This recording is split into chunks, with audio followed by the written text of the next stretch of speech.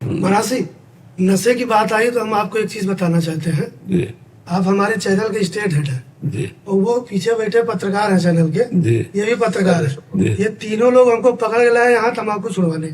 अच्छा तीनों लोग बॉस है मेरे। अच्छा और तीनों लोग कहा कि क्योंकि बात हुई थी तो हमने ये कहा था कि प्रेमानंद महाराज जी का एकांतिक में मेरे को ले चलिए। जी। और अगर वहां हमने छोड़ दिया महाराज, मैं जीवन में गुटखा मसाला कुछ नहीं और खाऊंगा। महाराज जी, इसकी प्लानिंग 1 साल से चल रही थी। 1 साल के बाद इनको याद मेरी किया। मेरी घेराबंदी की जाती रही। मेरी पत्नी भी लोगों के साथ हो गई, छुड़ा के लाओ इनको, ले जाओ।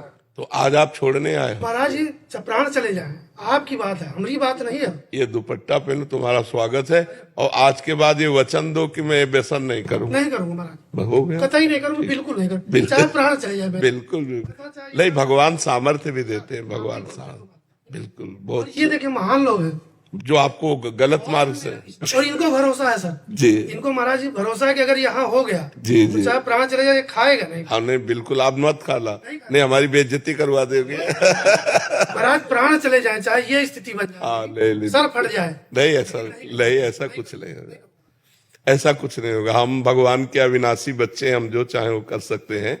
ये गलत व्यसनों ने हमको फंसा करके कमजोर कर दिया है। हम इनको छोड़ करके महान बन सकते हैं। ऐसा नहीं कि सर पट जाएगा, कुछ नहीं होता। 2-4 दिन तलब लगती है और फिर इसके बाद ठीक।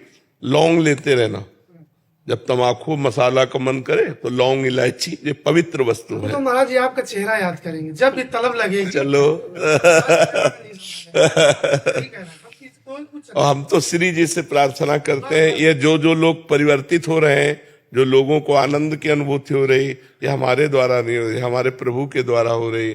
हम तो एक निमित्त मात्र हैं, करने वाले तो प्रभु हैं। आप महाराज बहुत बड़ा निमित्त है इस समय। हम आपको बतावे, हम कह रहे हैं ये लोग महान हमसे ज्यादा। बिल्कुल पकड़ के लाए, घेराबंदी करके लाए, जी, जी। चाहे जैसे भी हो कांतिक में ले जाना, क्योंकि इसका नशा छुड़ा। हाँ नहीं बिल्कुल महाराज जी, हम लोग शासन में रहते हैं सर जी। हम आईपीएस देखते हैं, हम आईएएस देखते हैं, शासन में वहाँ सत्ता में बैठे कितने लोग महाराज जी, आपको कल्पना नहीं है। मैं बौद्धिक स्तर जो बड़ा इंटेलेक्चुअल कहते हैं अपने आपको, पूरा प्रदेश चला रहे हैं, जी नौकरशाह हैं जी। वो सब महाराज जी आपके शिष्य हैं। और मनोभाव से हो सकता है कभी आपके पास नहीं, हाँ बिल्कुल कभी नहीं आएंगे आपके पास। बिल्कुल बिल्कुल वो आपके परम भक्त हैं, जी जी। बहुत परम भक्त। महाराज जी, हम लोग शासकीय पत्रकार हैं, ये हमारे सहयोगी हैं, वरिष्ठ हम महाराज कैमरामैन हैं, जी। इसलिए सब पकड़ के लाए हमको। हम एक आंख से दुनिया देखते हैं सर। ये लोग कहेंगे, एको ब्रह्मदत्ती औलाद से। एक आंख पर शासन के तमाम आईएएस आईपीएस आपके दर्शन के लिए तड़पते जी। हैं, रोज हमसे चर्चा करते हैं जी और चाहते हुए भी वो ना आ पाते हैं। जी जी जी। नहीं, जब श्री जी कृपा करेंगे ना, तभी संत समागम होता है। बिनु सत्संग विवेक न होई, राम कृपा बिनु सुलभ न सोई। भगवान जब कृपा करते हैं तो हमारा आपका संयोग होता है। महाराज जी, छोटा सवाल है, बतौर पत्रकार जब मैं इंटरव्यू करता हूँ सरकार के मंत्रियों से, जी। तो सरकार के खिलाफ जाके सवाल नहीं पूछ पाता हूँ, इसके लिए क्या करूँ? जो एक इसमें इसमें एक बात हम आपसे कहते हैं कि आप सामने पदाधिकारी न देखें। अगर पद देखेंगे तो आप कमजोर हो जाएंगे। अगर सामने आप स्वयं प्रश्नकर्ता और आपका अधिकार है प्रश्न करने का, और उनको उत्तर देना ही पड़ेगा। बस आप केवल उत्तर देने वाला व्यक्ति देखिए। उस समय आप किस पदाधिकारी से बात कर रहे हैं, उसके पद की गरिमा को देख करके तो फिर आप प्रश्न नहीं कर सकते, क्योंकि आप डरेंगे। प्रश्न करते हैं आप पूरे भारत की तरफ से प्रश्न करते हैं। जब किसी अधिकारी से प्रश्न करते हैं तो उस समय वो एक व्यक्ति होता है जो भारतीय सेवा विधान में पद पर बैठा हुआ है, और आप संपूर्ण भारत के व्यक्तियों की तरफ से व्यक्तित्व से प्रश्न करते हैं, जिससे सबको संतुष्टता होती है। आपने ऐसा किया तो ऐसा क्यों किया? अब वो उत्तर अपने लिए थोड़ी ले रहे हैं, वो उत्तर पूरे भारत के लिए ले रहे हैं। तो पूरे भारत की ताकत आपके साथ है। वो व्यक्ति भारत की सेवा का पदाधिकारी है, लेकिन आप जिनकी भारत की वो सेवा करेगा, आप उनके सानिध्य से उनके जन बन करके बोल रहे हैं, तो आपके पास बहुत बड़ी हिम्मत होनी चाहिए। और सामने व्यक्ति है, पदाधिकारी नहीं, उसको उत्तर देना होगा, तो फिर आप प्रश्न कर सकते हो। आपको डरने की जरूरत नहीं है। बहुत मृदुल शब्दों से और बहुत पक्की जानकारी से कोई भी चीज प्रश्न करो तो आपके पास प्रमाण होना चाहिए। मान लो किसी भी बात का प्रश्न, तो आपके प्रश्न की दम होनी चाहिए।